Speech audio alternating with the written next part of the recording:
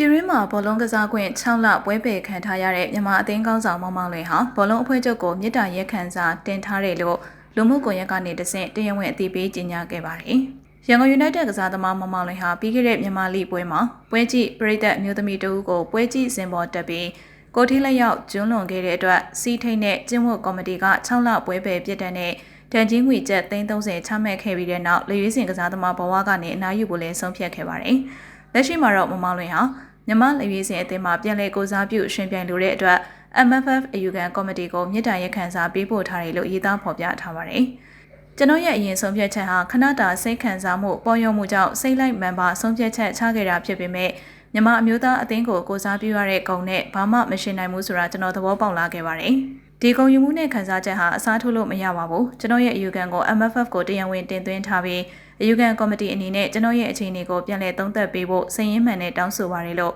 မောင်မောင်လွင်ကရေးသားထားပါတယ်။မောင်မောင်လွင်ဟာပြီးခဲ့တဲ့ရက်ပိုင်းကလည်းထိုင်းလီဝန်ကလပ် Lanfon Warrior အသင်းနဲ့တရားဝင်လမ်းခွဲလိုက်ပြီးဖြစ်ကြောင်း Lanfon Warrior ကထုတ်ပြန်ခဲ့ပါတယ်။